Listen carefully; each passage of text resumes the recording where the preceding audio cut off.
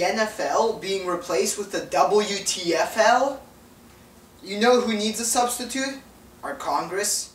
And we will be talking about pigskin on this Yom Kippur edition of The Fight for Common Sense.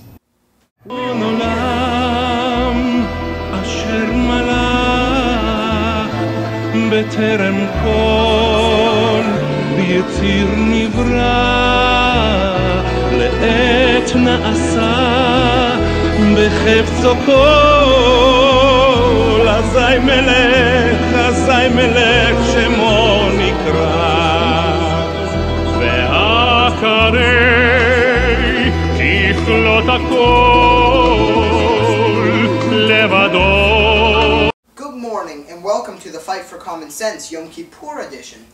We're here on September 25th, I believe, 26th, something of that sort, on Yom Kippur 5773.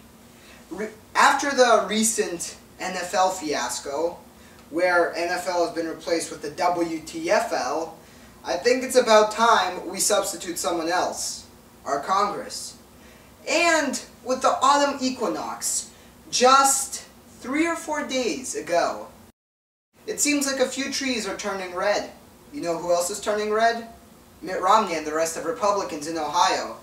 Not only are they turning more extreme than they usually are in order to win this election, they're losing it. So maybe, just maybe, wait, it's a simple thought, maybe you could shift a bit away from the red. I mean, that might be unnatural for the season, but if you want to win it, you need to impress us, the independents. While the Republicans, they're going...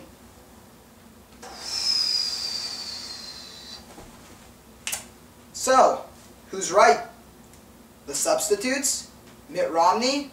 The polls? Or none of them? Well, let's see. First of all, the NFL fiasco. I think it's pretty obvious that someone NF'd up. Now, the NFL has been replaced with a new WTFL, with their WTFL substitutes who are making calls that are way out of proportion. I mean, like, even Obama and Clinton are weighing in on this. While I think what they should be weighing in on is our Congress and the rest of the country, which seriously needs a replacement. Now, as for Mitt Romney and the polls, a recent poll came out today saying that Romney is trailing 10 percentage points in the state of Ohio, which no matter how you look at the electoral map, he needs to win. I mean, if we looked at it just a month ago, a few days before the DNC, it would seem that Romney had 45% chance of winning. A lot of those states were literally split down the middle. It was just a few percentage points that Romney had to swing them to win the whole election. Now Romney has like a 25% chance of winning, something like that. And the majority of those swing states, they're not so swingy anymore.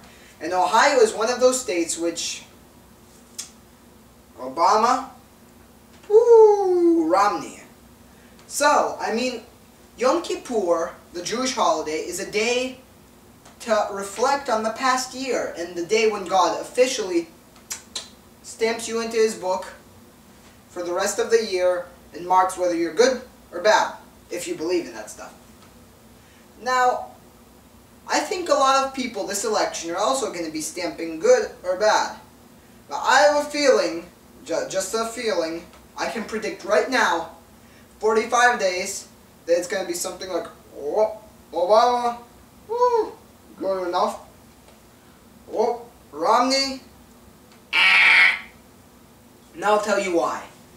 He's lost the swing states, and they have said that this Ohio poll was biased because it was a New York Times poll, but Bill O'Reilly calls everything biased, so that doesn't really mean for much.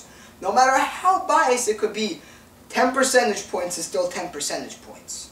So, let's say, just because we're going to be independent here, completely unbiased, that it was biased, and it was something like 5 percentage points, which is still a relatively large amount, way out of the margin of error. So, what's Mitt Romney got to do?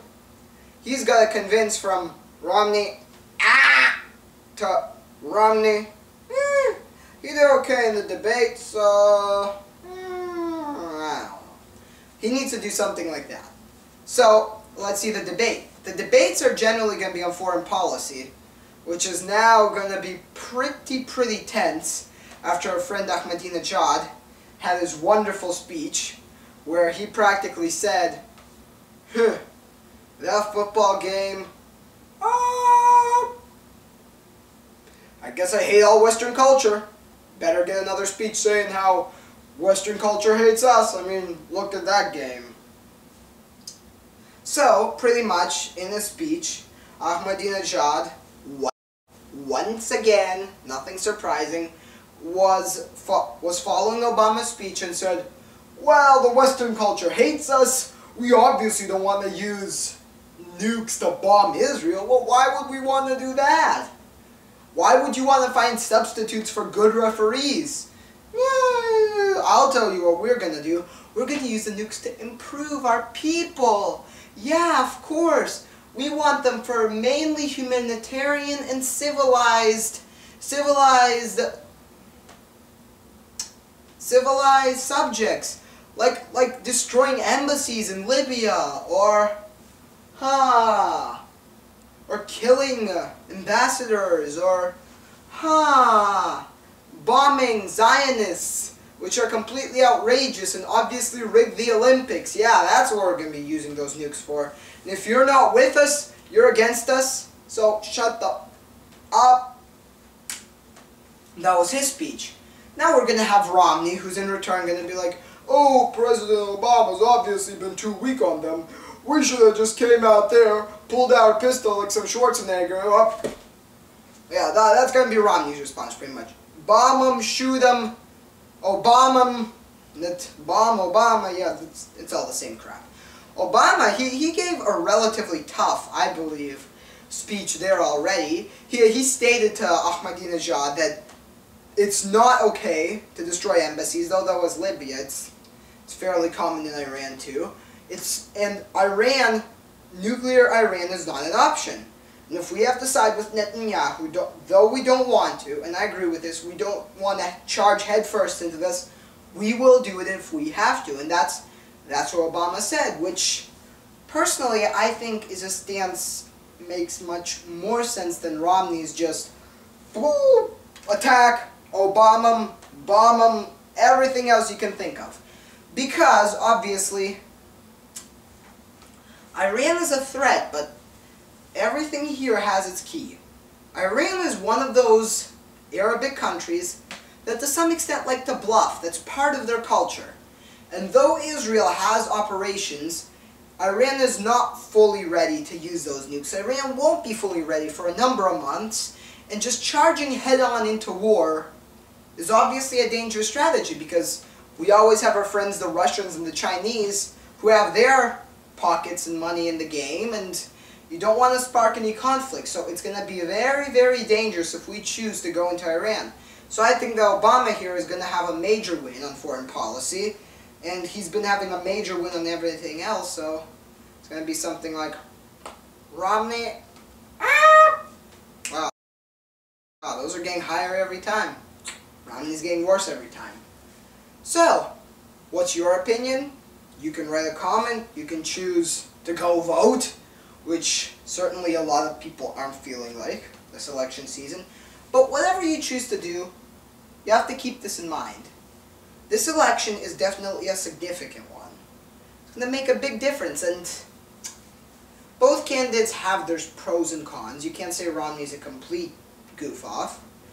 And he does have business experience. He has private equity experience, which is fairly similar, well, private equity, venture capital, which is fairly similar to what we need to do currently. So, I mean, yeah, you can see why some people would lean with Romney, and you can see why some people would lean Obama. And the fact is that there's no perfect candidate. We don't have any Bloombergs running. So, no matter what happens, remember, Romney isn't necessarily a radical. He wants to portray himself as a radical for some strange reason. He does a lot of strange things. But in real life, we're changing we're choosing between more or less moderates. And the fact is, it's obviously going to come down to economics. Opportunities don't come gift wrapped. They come in the storms, and we need someone to fish those opportunities out. Not someone to make the worst calls, like our friends at the WTFL.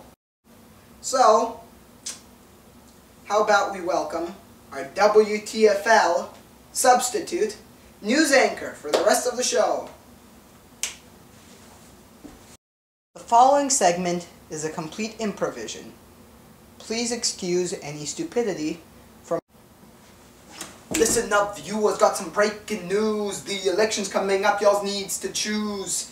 And if you don't listen up, then you be missing out. Cause news that's good is what I'm talking about. Ahmadinejad came, he said, you all, at the NFL, they don't know how to catch a ball. Romney's getting fat, that's why he's losing Ohio. And that's a wrap.